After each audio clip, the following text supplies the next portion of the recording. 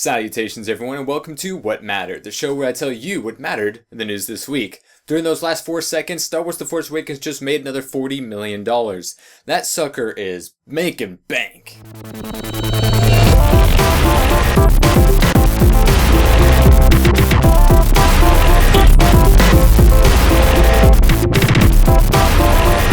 As everybody should have seen coming, and many people such as myself definitely did and made the prediction a long time ago in a galaxy far, far away, Star Wars Force Awakens is literally breaking every single record possible. I believe they have like 8 world records right now. They will break $1 million by the end of the weekends. They have the biggest opening nights, they had the biggest pre-sales of all time, the biggest Friday, they had the biggest Saturday, they had the biggest weekend, they had the biggest Monday, they had the biggest Tuesday, which were held by Amazing Spider-Man and Spider-Man 2 respectively. They didn't break the Wednesday record because that was a Twilight thing. But yeah, they've broken everything so far. They're on pace for a record quick $1 billion by the end of the weekend. They'll beat Jurassic World's record by probably like 5 days or such. And they haven't even come out in China yet. They don't come out in China until January 9th. So those records are just going to keep on rolling. They'll probably have set a Christmas record and probably set a New Year's record and all of the records. It's gonna destroy Avatar's record because it's Star Wars. Nothing has quite captured the zeitgeist like The Force Awakens has, and it's good. It definitely deserves the attention. Unlike Jurassic World, that movie was kind of shit. Speaking of Episode 7, let's talk about Episode 8.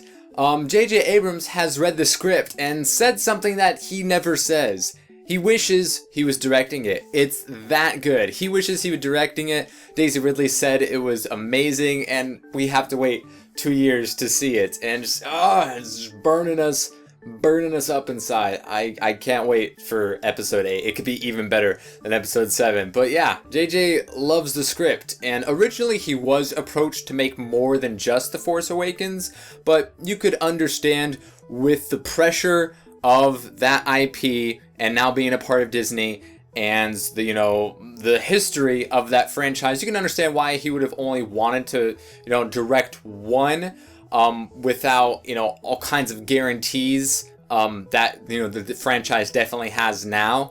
So he wasn't signed on for multiple films. The next film is going to be directed by Rian Johnston, who did Looper, and then episode 9 will be directed by the Jurassic World director. So oh man, if only we could have got JJ to sign on for multiple films, that would have been amazing. He regrets doing it, and that's not something you hear directors say quite often. Very now and again you hear about actors about regretting turning down a role, but as far as directing goes, that's a pretty rare feat, and the dude fucking nailed it, and I would love to see him return, maybe for one of the spin-off films. That'd be pretty cool, but yeah, I think he's doing pretty well with The Force Awakens. Moving on from that film to the first big movie of 2016, in February we get Deadpool. And another trailer just dropped yesterday. There's a red band and a green band, keeping with the Christmas theme. You know how it is. And looks very nice, a lot more crass and violent. Everything that we would expect to see after seeing the first trailer. And the film just looks really good. It really does. I think they nailed the nail on the head with this one. Like, this is what a Deadpool movie should look like. And they're like, all right, we're doing that. And that's what they're doing. That's what it looks like they're doing. It looks like it's going to be really good.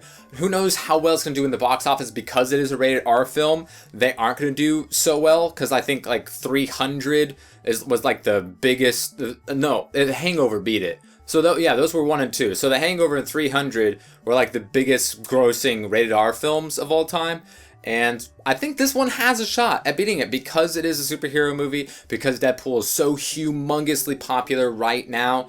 They're going to try to get a lot of kids to see it, and plenty of parents, I think, are going to do it because, Deadpool, he's pretty popular, and the trailers look really, really good. I'm going to see it And hopefully this will fast track a Deadpool sequel, and they can take up that Fantastic Four slot for 2017, and bring in our boy Cable into the fray, which seems like a likely possibility. It's the most wonderful time for hackers, as always, on Christmas. It's a tradition now. DDoSers, all these Twitter hacker groups claiming that they're going to do this to this and this and this, and then they do, and everyone, gets all crazy about it. So PSN had problems with people signing in and creating new accounts. Xbox Live had additional issues as well. Steam got the brunt of it. No one's taking credit for that as of recording this video, but Steam was like really screwed up. Everything was in Russian. People are logging into other people's accounts and being able to see other people's information. So unless that's been cleared up by the time you're watching this, unlink your PayPal account. Don't log into Steam. It's just a huge hullabaloo of a clusterfuck going on Steam. And, Xbox Live and PSN had their issues as well. Once again, Nintendo, scot-free. Wii U Master Race, I guess these hacker groups, they just really love Nintendo. I think that's the message they're trying to get across. Play more Mario Kart and Splatoon. That's probably what they're after. That's what I get out of it. I don't know. Maybe they need a different PR guy on their Twitter campaign. It's not even 2016 and we already have our first video game delayed release. Unfortunately, this one is a big one. Uncharted 4: A Thief's End. It's been pushed back 6 weeks to late April. That is a shame. The beta was fantastic, and they had just released that new trailer, which is really cool, which some people saw in some select Force Awakens screenings, and I'm super excited for that game. And fortunately, gonna have to wait 6 weeks. They said they have to, work on some key sequences and stuff like that. With the big release like this, it's their biggest game easily. So it makes sense, and a 6 week pushback isn't a big deal. It shouldn't raise flags for concern, because that sounds like a reasonable pushback date to fix things that are that necessarily and important. But nonetheless, can't wait till that game comes out. And all I want for 2016 is no more video game releases being pushed back. That's just worst. The new Sword Art Online video game HollowRealization is getting a Western release sometime in 2016. This is going to take place back in Ironcrad. The graphics look awesome. The combat looks like they might have changed it. It's kind of hard to tell because this is still in early pre-production of this game, and we don't get to see like the UI on screen, but the combat system looks very different. It looks a lot faster, more hack and slashy than, let's say, Hollow Fragment was, more akin to Lost Song, or even more fast than that possibly. But this is a completely original story from the creator of Sword Art Online, so I think no one else has made a Sword Art storyline outside of him. So that's always good to see, a creator in control of all the creation of those storylines. So yeah, we're going back to Ironcrad, everyone's favorite online video game where you could die.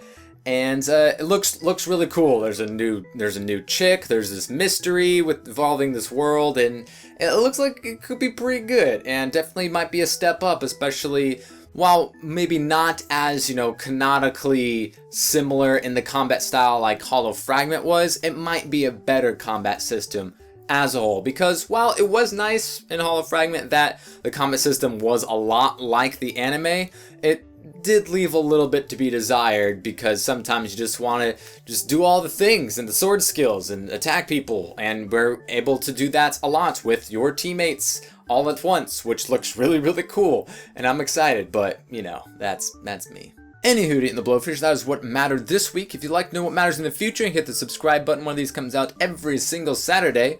Hope you all enjoyed. Hope you had a very nice Christmas and have a happy New Year.